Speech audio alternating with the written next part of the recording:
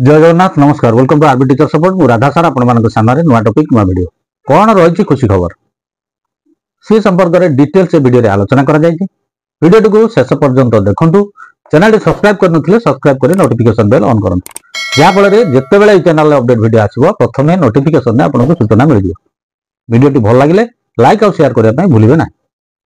X cadre शिक्षक शिक्षयित्री मानकर समस्या अनेक रही एबे school and mass education department तरफ गोटे क्लारिफिकेशन चिठी आसी एक्स कैडर शिक्षक शिक्षयित्री मानकर रिटायरमेंट बेनिफिट पाइबारे जो बारंबार असुविधा देखा दउछि एवं क्लारिफिकेशन मगा जाउछि तळ स्तररु से बाबद रे क्लियर क्लारिफाई करा जाय। आसंतु से चिठी को आलोचना करिवा।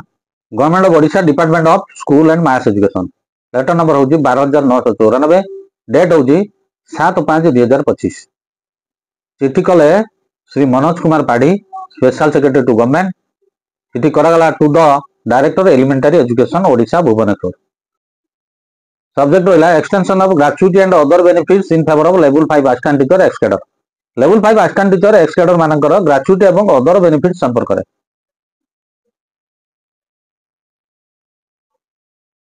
Sir inviting a reference to your letter number 2385 date 6/2/25 on the subject cited above.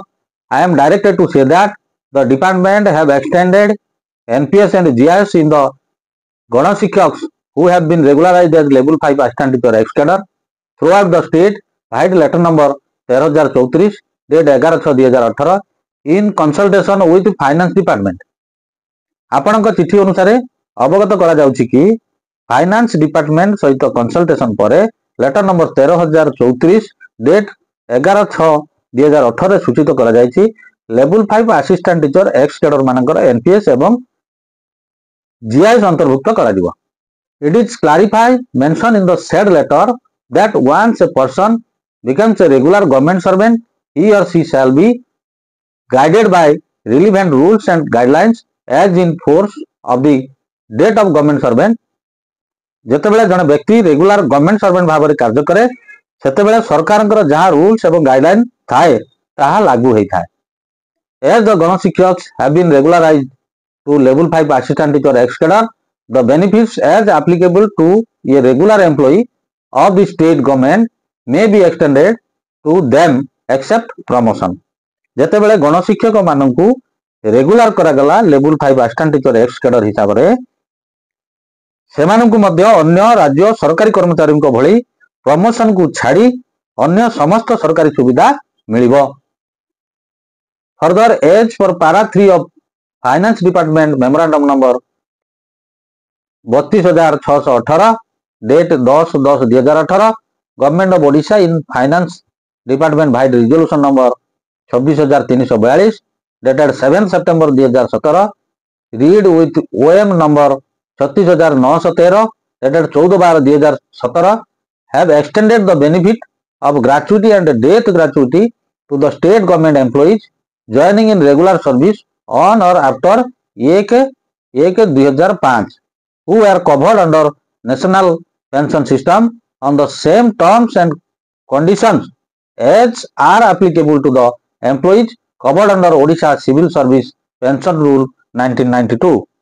Finance department memorandum number 23618 date 10/10/2018 resolution number 26342 7/9/2017 एवं ओएम नंबर 36913 डेट 14/12/2017 अनुसार स्पष्ट करा जायछि जे कर्मचारी माने 1/1/2025 परे नियुक्ति पाइछन्ति सेमाने एनपीएस परिसरभुक्त हेबे।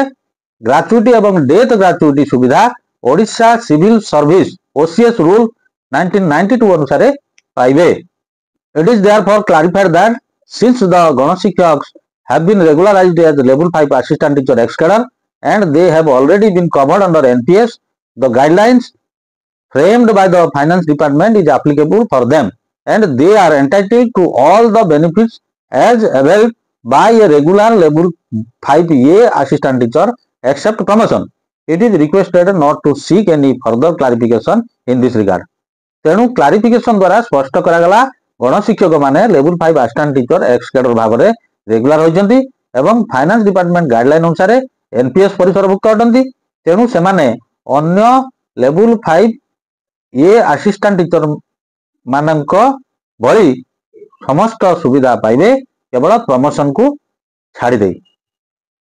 आपण मानकू निर्देश दिया गला बारंबार ए संपर्क रे क्लारिफिकेशन मागिबार आवश्यकता नाही।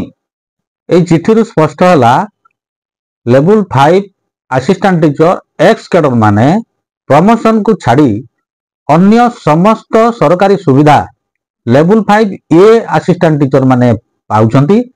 से समस्त सुविधा एक्स कैडर शिक्षक शिक्षयित्री माने पाइबे केवल प्रमोशन पाइबे नाही। तो ता मध्ये रहउची कोन ना आपनकर रिटायर्ड कले रिटायरमेंट बेनिफिट ग्रेच्युटी रहउची अनयूटिलाइज लीव रहउची ये समस्त कथा आपण माने पाई परिबे। आशा करे वीडियो टी आपण माने पे इंफॉर्मेटिव हेतु। चैनल टी सब्सक्राइब करनथिले सब्सक्राइब कर नोटिफिकेशन बेल ऑन करन जा फल चैनल रे जते बेला अपडेट वीडियो आसीबो प्रथमे नोटिफिकेशन रे आपन सूचना मिल जिवो। परवर्ती वीडियो पर्यंत रहउची। नमस्कार बंदे उत्कल जमन।